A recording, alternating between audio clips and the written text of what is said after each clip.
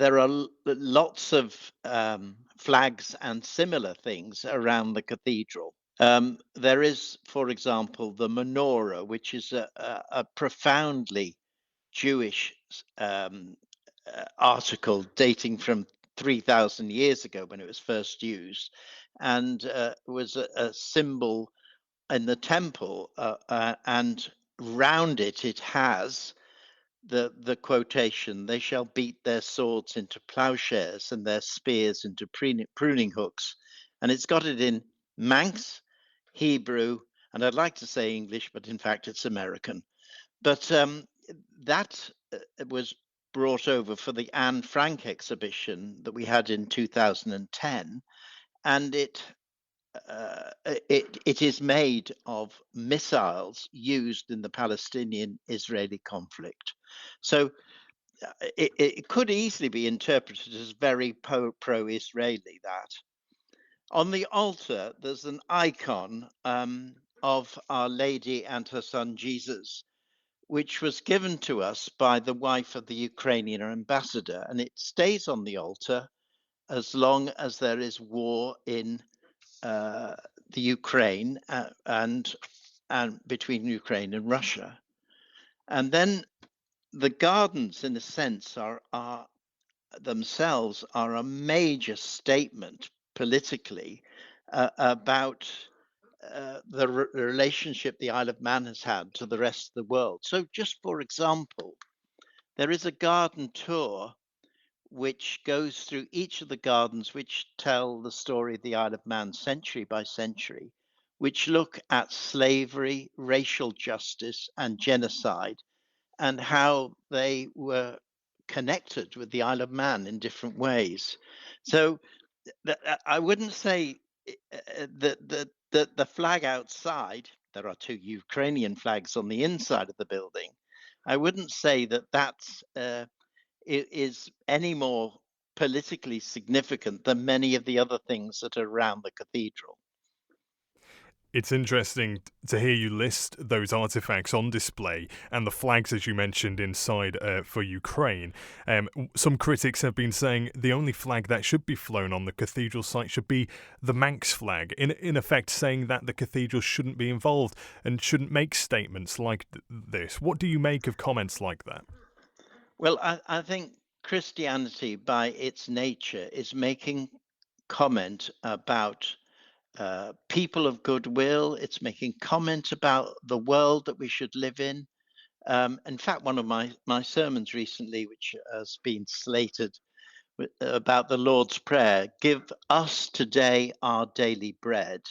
The us there, and our, is not just about me asking for my daily bread, but it's asking for me and the whole world. And therefore, I do link that statement as anybody who is hungry in our world should be part of the R. So it's an ask to God about me and the Isle of Man and the British Isles, but also everybody on the planet. And therefore, it begins to look political if you want to see it that way. But it's what Christianity's about, in my interpretation.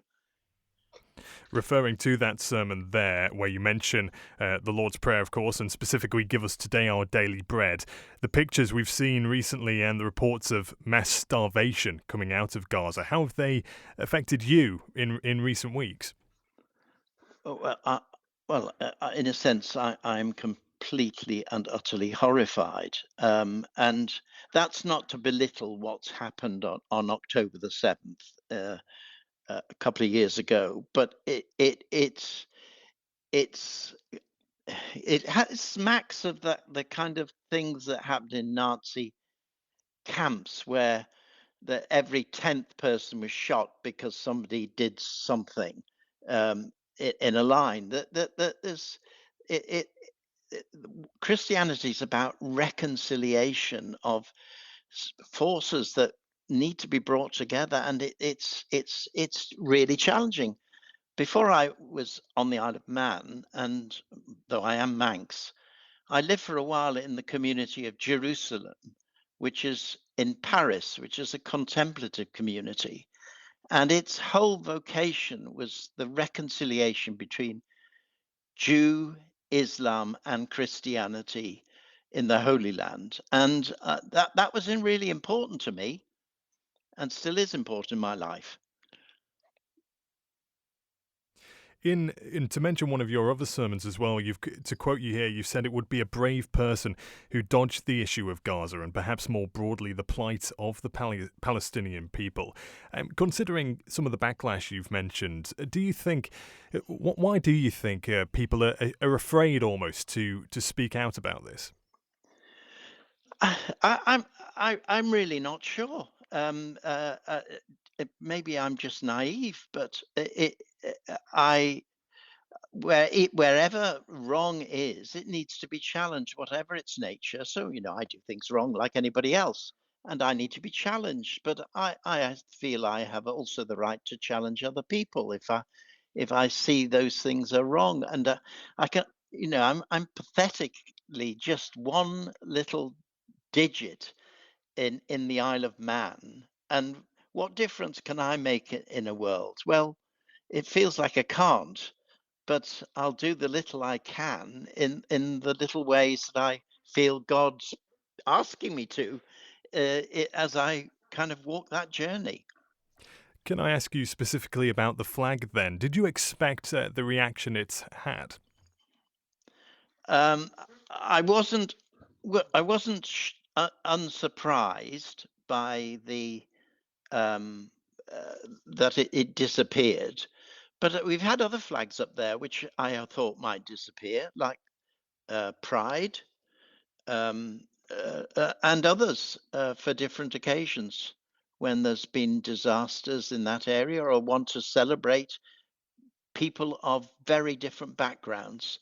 And we certainly do want to do that in the Cathedral Gardens as well. But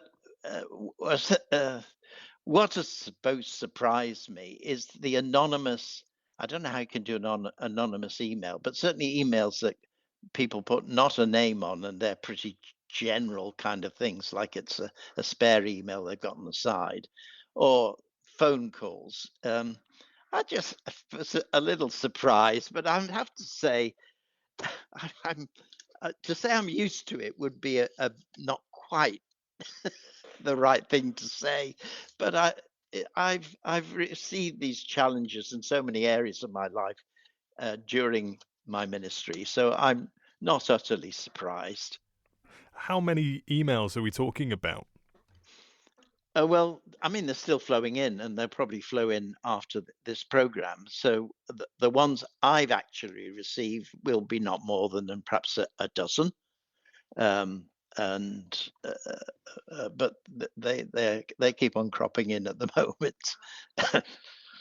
And can I ask again regarding the flag? I believe it stolen early Tuesday morning or sometime around that time.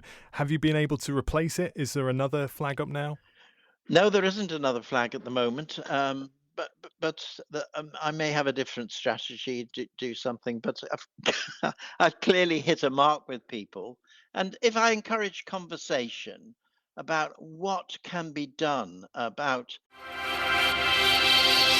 Thank you for making it to the end of the Manx Radio newscast. You are obviously someone with exquisite taste. May I politely suggest you might want to subscribe to this and a wide range of Manx Radio podcasts at your favourite podcast provider, so our best bits will magically appear on your smartphone. Thank you.